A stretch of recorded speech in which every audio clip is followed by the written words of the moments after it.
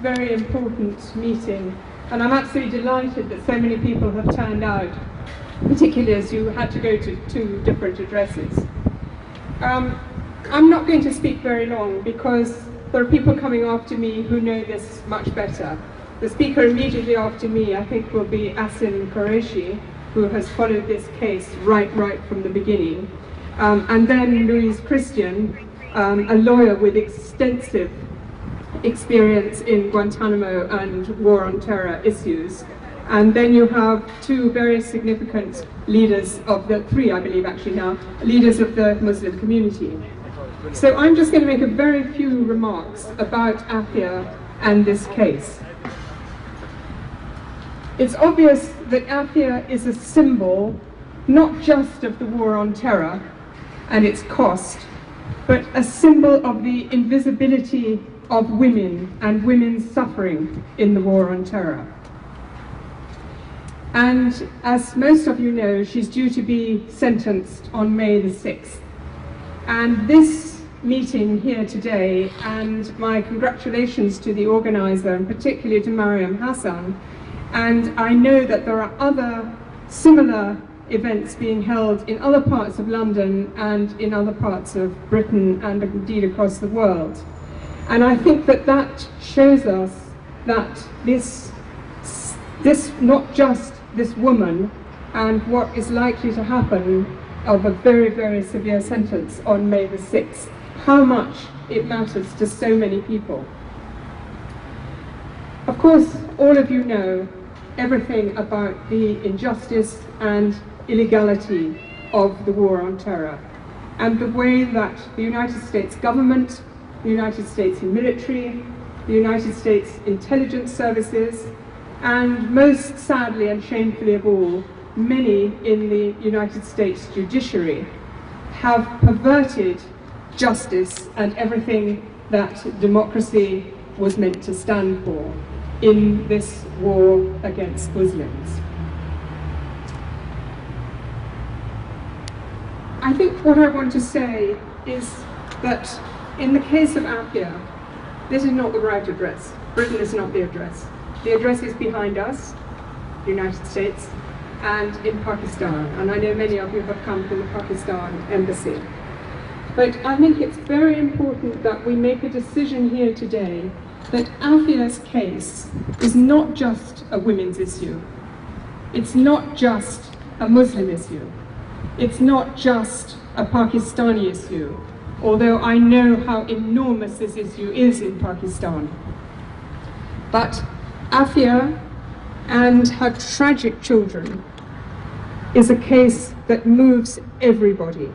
It should be a universal case of horror. And I think we're taking the first steps today to publicize this and to make more and more people aware of it. And I also just want to say that what are we going to do about it here? Because at these kind of rallies, people always want to know, what can I do?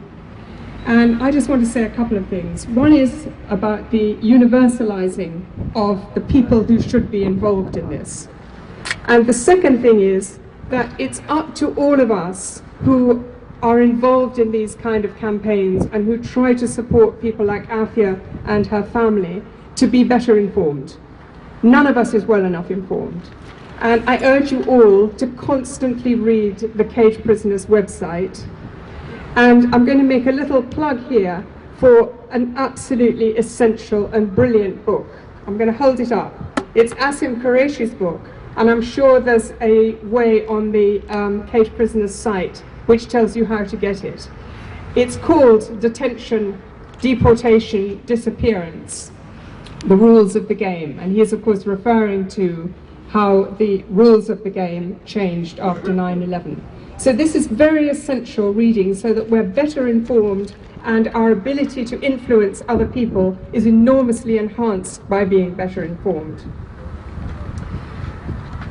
But I also want to just say one other thing about the war on terror, that there is a lot that we can do in this address.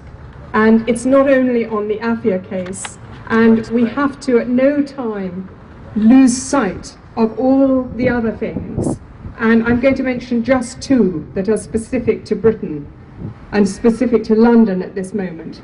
One, of course, is the case of Shaka Amar.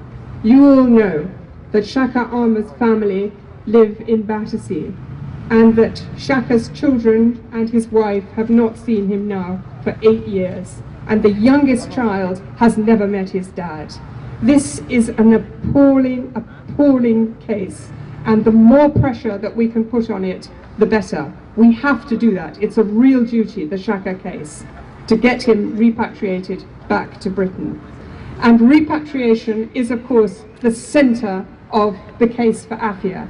She has to be released from an American prison and brought back to Pakistan.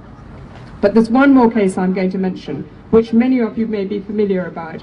At the moment, there is a succession of cases of young Muslims, Britons, Algerians, all kinds of different nationalities, young Muslim men who were on the demonstrations against the Israeli attack on Gaza, with many of us. And in those cases, all the people who are being now, many of them have been judged and put away for 2 years, often for supposedly attacking police, or for attacking Starbucks. Now, many middle-class, middle-aged or older people like me were on those demonstrations. None of us is in court.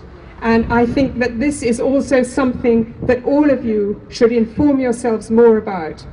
And I'm sure there are links to that from the cage prisoners. Or if you look on the Stop the War Coalition website, there's a link to the campaigns being run for those people. So I urge you to take these cases, of which Aafia is the symbol that above all we care about, particularly today, but see it as a whole unit of cases that we must all inform ourselves about and not be passive about. We have to change what's happening.